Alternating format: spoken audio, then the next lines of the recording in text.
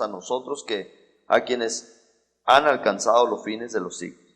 Ahí nomás describió algunas cosas de las cuales muchos de nosotros nos tenemos que arrepentir. ¿Cuántos de nosotros hemos murmurado dentro de la iglesia? Porque el hermano está enfrente de mí, pero a él no le digo nada, pero me voy atrás de él y le platico a alguien más algo del hermano y estoy murmurando. Ni murmuréis como algunos de ellos, dice, no murmuren. Mejor díganle al hermano. Que haya esa confianza entre nosotros de decirnos nuestras verdades y decirnos lo que está pasando. Pero no murmuremos del hermano o del hermano. Ni forniquemos como algunos de ellos fornicaron. ¿Cuántos de jóvenes hoy en día o no jóvenes se están fornicando en la iglesia? Es por eso que Dios es paciente con nosotros. Él es paciente y está esperando que todos volvamos al arrepentimiento. ¿Por qué? Porque todos hermanos, somos pecadores. Todos. El que diga que no, dice Juan, es mentiroso. Es mentiroso. Entonces, tenemos que ser conscientes de quiénes somos.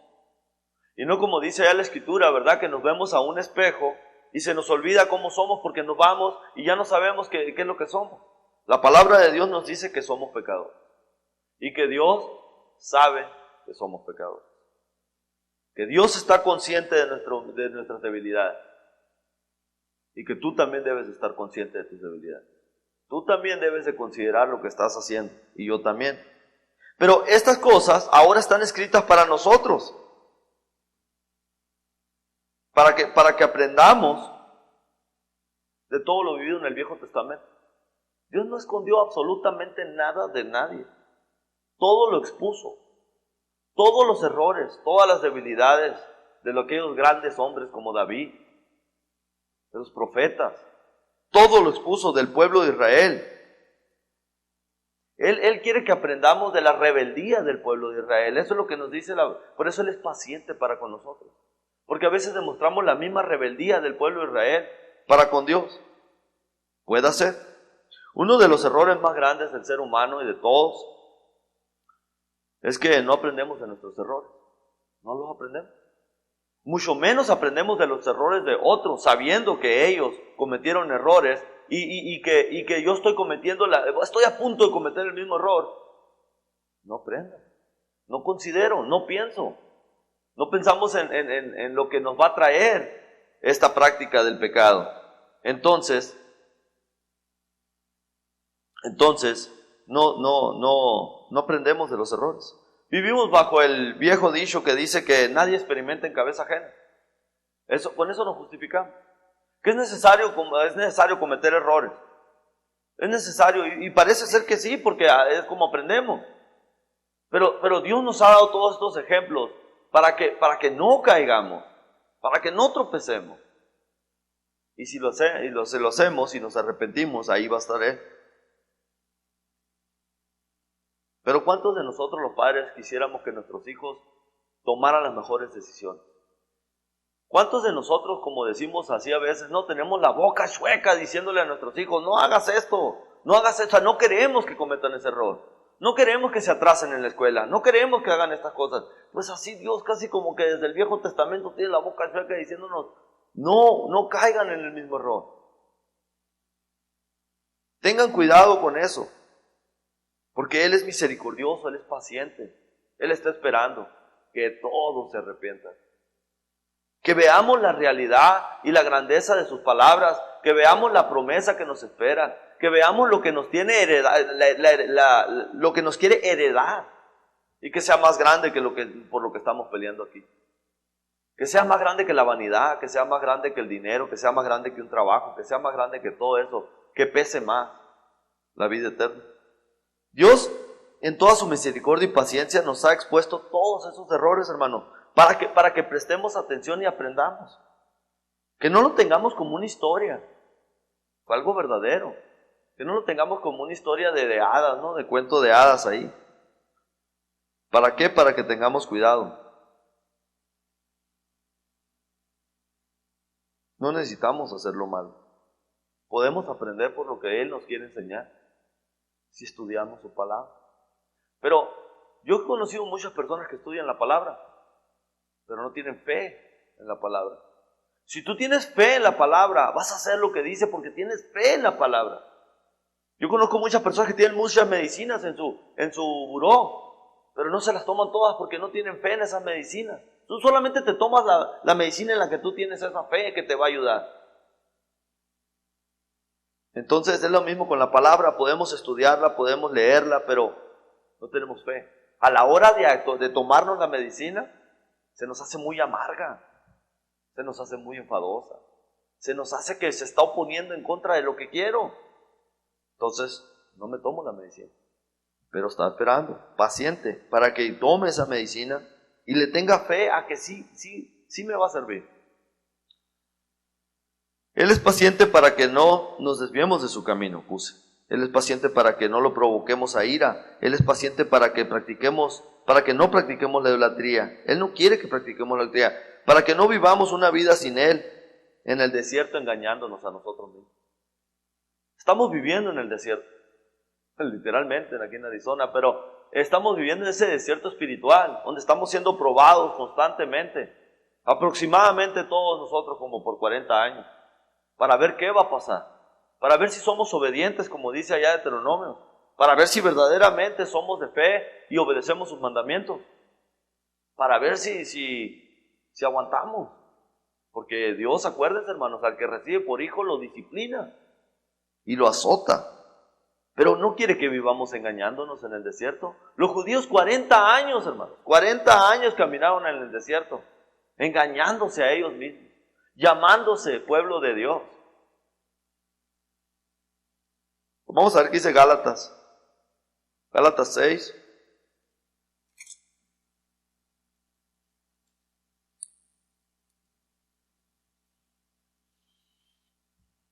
Gálatas 6, 7.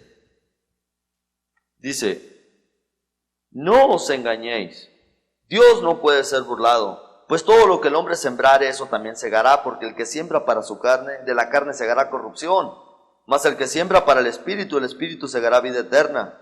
No os cansemos pues de hacer el bien, porque a su tiempo segaremos, si no desmayamos. El versículo 9 nos da una esperanza. No se cansen, hermanos, no se enfaden de hacer el bien. Porque con el tiempo viene la recompensa, viene lo bueno, viene por lo que estamos esperando, la esperanza de lo que queremos adquirir, la esperanza de sacrificarnos, la esperanza de sufrir como Cristo sufrió. Pero bien claro dice, no nos engañemos. No vivamos 40 años en el desierto engañándonos a nosotros mismos, pensando que vamos a sembrar para la carne, pero vamos a recibir vida eterna. No nos engañemos pensando que vamos a dedicarnos toda una vida al mundo y vamos a heredar la vida eterna.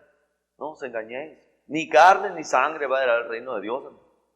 Ni carne ni sangre va a heredar el reino de Dios. Es por eso que es importantísima la transformación de nuestras mentes, de ese estado carnal a un estado espiritual, por medio del bautismo. Ahí empieza ese cambio, ahí empieza tu vida nueva, a dejar las cosas que practicabas antes, lo que practica el mundo. Ahí empieza la transformación, y si yo siembro para esa transformación espiritual, entonces tengo esperanzas para la vida eterna. No es por obras, hermano, no es por obras mías, estas son obras de Él. Porque para esto fui llamado, para andar en sus obras. Él preparó obras para que anduviésemos en ellas. Estas no son mías. Estar parado aquí enfrente no es mi obra. Esta es obra de Dios. Pero si nadie lo hace, ¿qué va a pasar? El pueblo de Israel nos enseñó cuál fue su error. Dios nos lo demostró. El pueblo de Israel demostró ser una nación de pecado constantemente ante la presencia de Dios. Vamos allá a Isaías 1, del 2 al 4. Isaías 1. Esto es lo que Dios no quiere que hagamos. 1, del 2 al 4.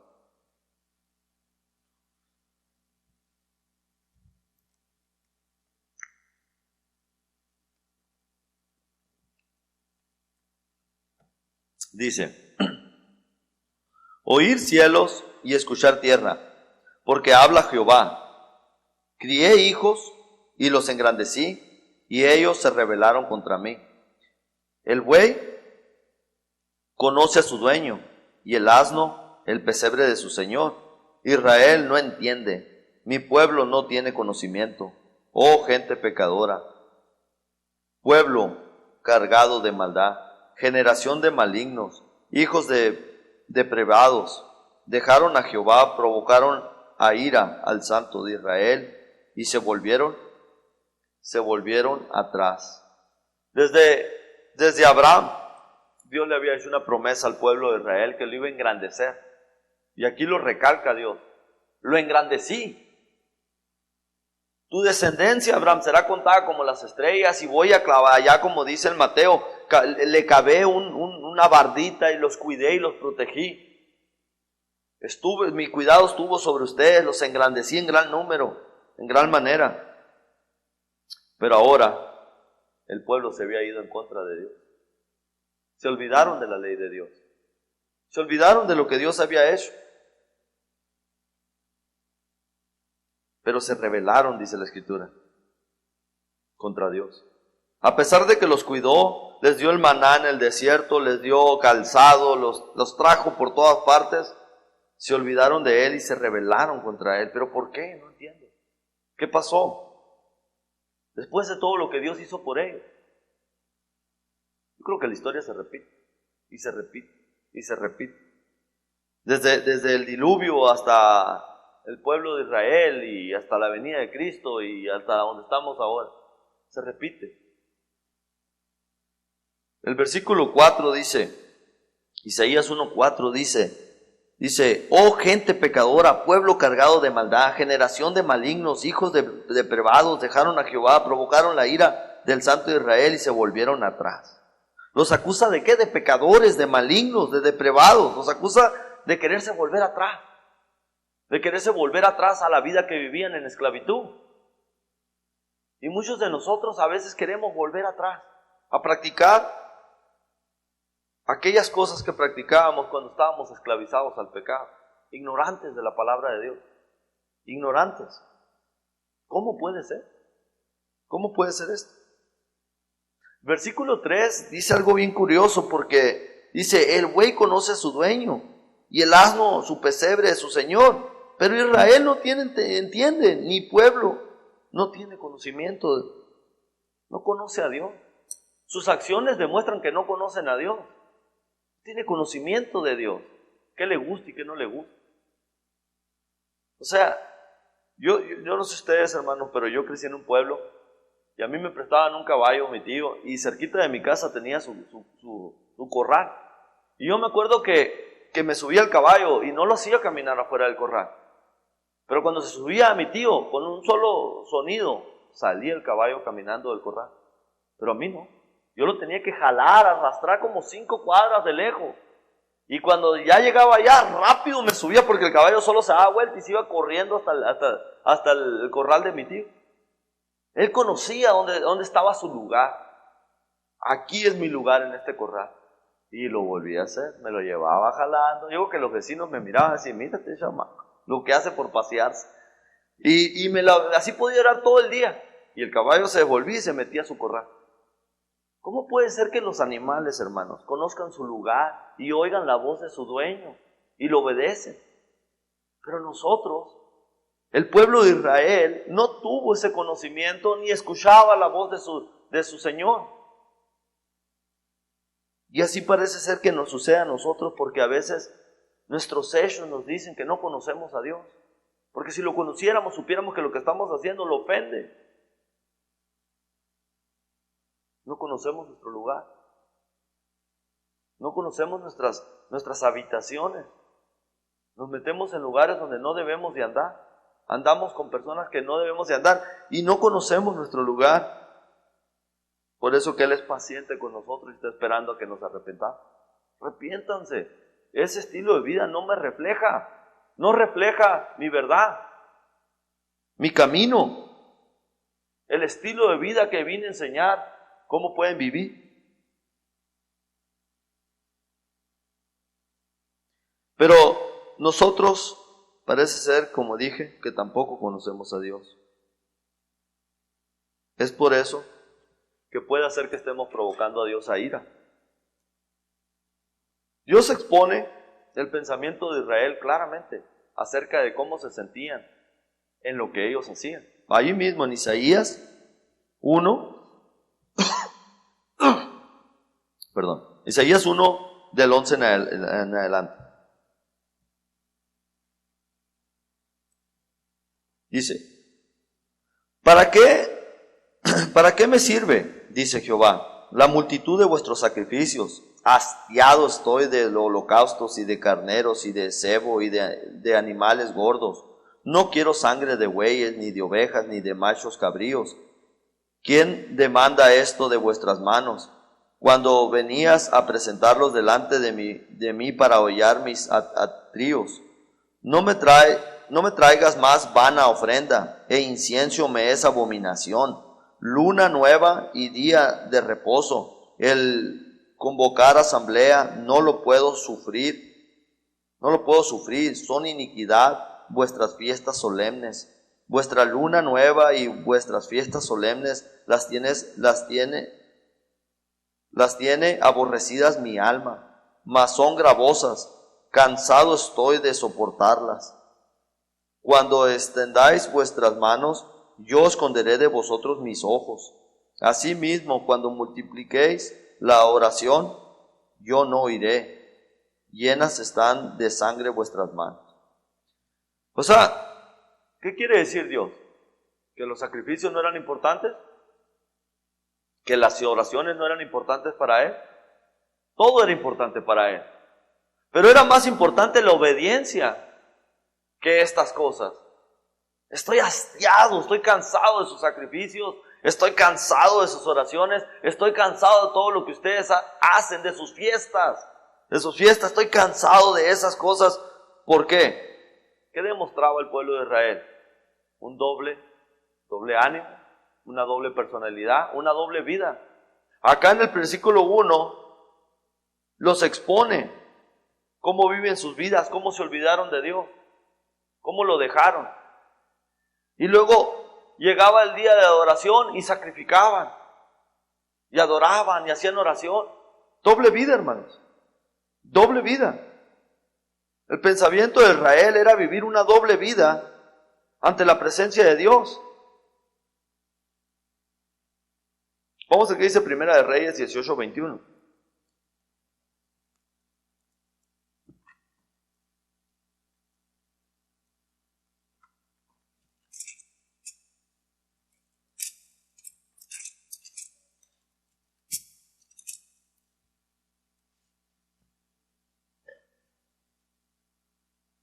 Y acercándose Elías a todo el pueblo, dijo: ¿hasta cuándo claudicaréis con vosotros entre dos pensamientos? Si es Jehová Dios, seguirle, y si Baal, ir en pos de él. Y el pueblo no respondió palabra. Allí claramente Isaías se para ante el pueblo y le dice: dejen de claudicar con dos tipos de vida, dos pensamientos. Si es Dios, vámonos con Dios. Pero si es el mundo, vámonos con el mundo. O sea, ¿en qué cabeza cabe estar en medio de los dos mundos? No se puede. Y Dios lo dijo en Apocalipsis: al tibio lo vomitaré. Prefiero que seas frío o caliente, pero no tibio, no te pongas en medio. Esa es una doble vida. Es lo que dice Mateo 6:24. Mateo 6:24.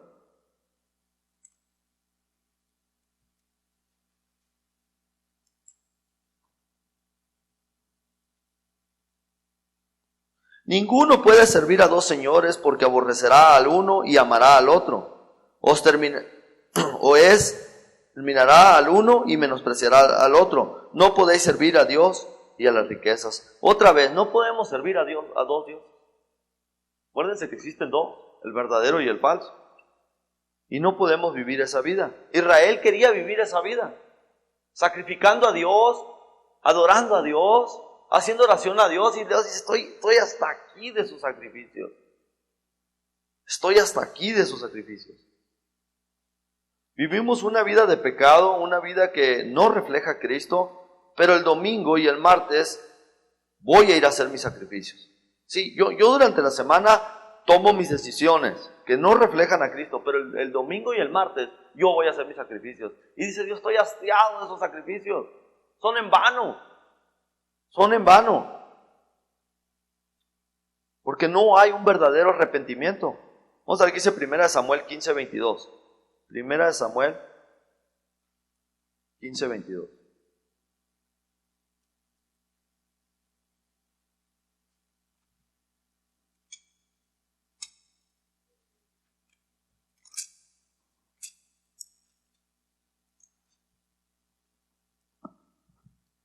Y Samuel dijo: ¿se complace Jehová tanto del holocausto y víctimas como en que obedezcas la palabra de Jehová?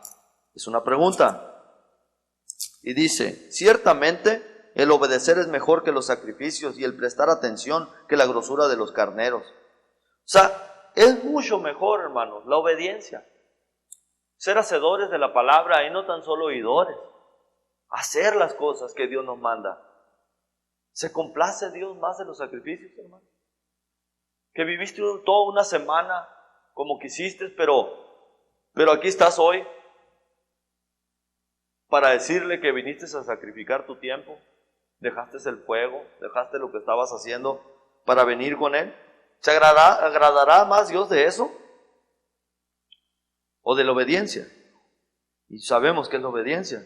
Desde el Viejo Testamento Dios dejó bien claro Él se agrada más de la obediencia que de los sacrificios. Cuando en el Viejo Testamento eran tan importantes aquellos sacrificios. Pero desde allá viene diciendo, es mejor la obediencia. Diaria, aunque te duela, aunque sufras. Vamos a ver qué dice Hebreos 5:7. Hebreos 5:7.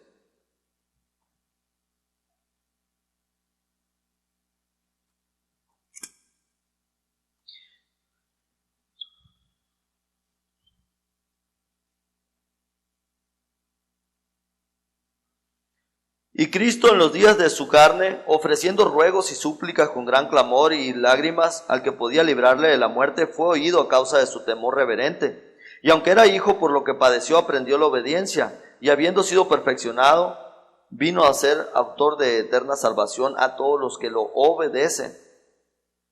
Entonces, la obediencia, hermanos, Cristo aprendió la obediencia. Y no nomás eso, vino a ser autor de eterna salvación a todos aquellos que lo obedecen.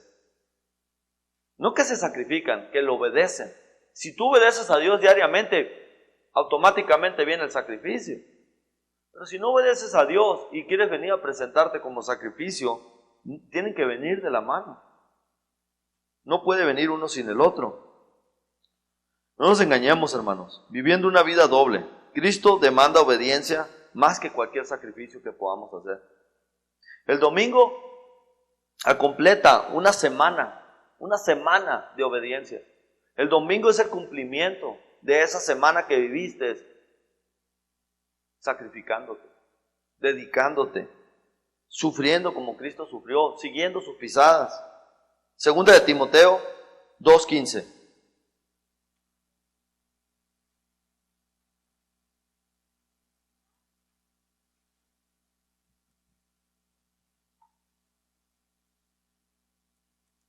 Segunda de Timoteo 2:15. Dice: procura con diligencia presentarte ante Dios aprobado como un obrero que no tiene de qué avergonzarse, que usa bien la palabra de Dios, o de verdad. O sea, procura con diligencia. Esa es algo que tú individualmente, tu esposa no te puede ayudar, tu esposo no te puede ayudar. Tú procura con diligencia presentarte ante Dios aprobado. El domingo te tienes que presentar ante Dios como una persona que vivió sacrificando toda la semana pasada. Sacrificándote. Y eso es algo que cada quien tiene que procurar. El 19, ahí mismo, versículo 19, dice, 2:19. Pero el fundamento de Dios está firme, teniendo este sello.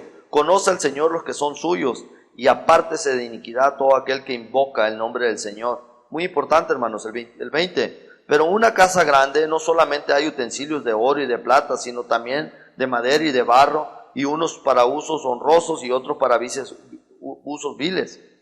Así que si alguno se limpia de estas cosas, será instrumento para honra, santificado, útil al Señor y dispuesto para toda buena obra. Que en la iglesia hay ¿qué? Hay utensilios viles. De repente hay una cuchara que no sirve para mucho. De hecho, le está trayendo problemas a la iglesia. Pero si te limpias de estas cosas, serás para uso honroso y no para uso vil.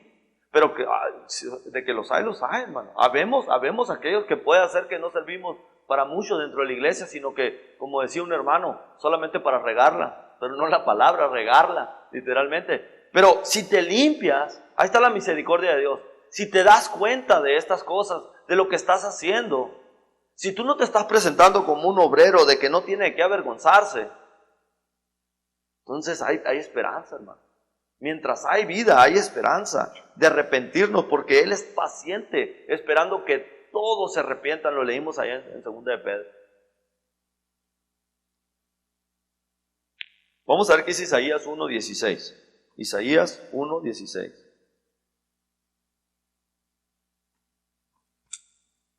Dice la palabra: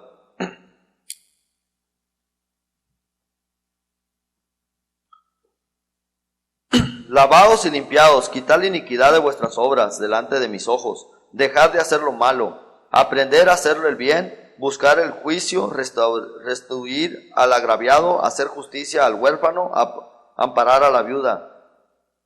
Venid luego, dice Jehová, y estemos a cuenta. Si vuestros pecados fueren rojos como la grana, como la nieve serán emblanquecidos. Si fueren rojos como el carmesí, vendrán a ser como la blanca lana. Si quisieres y oyeres, comeréis del bien de la tierra. Si no quisieres y fueres rebeldes, seréis consumidos a espada, porque la boca de Jehová lo ha dicho. Dice la palabra claramente, el 16-17 nos dice qué hacer para estar bien con Dios. El versículo 16 dice, dejar de hacer lo malo. De nada sirve decir que haces, pero no lo haces. Que tu sí sea sí, tu no sea no. Voy a dejar de hacer lo malo y déjalo. El versículo 17 nos dice también, hacer obras de arrepentimiento, amparar a la viuda, hacer justicia, ayudar al agraviado, al huérfano. Eso es predicar el evangelio, hermano. Ten misericordia de aquel que está al lado tuyo. Ese es el evangelio. Ten misericordia de él. Ampáralos con el evangelio.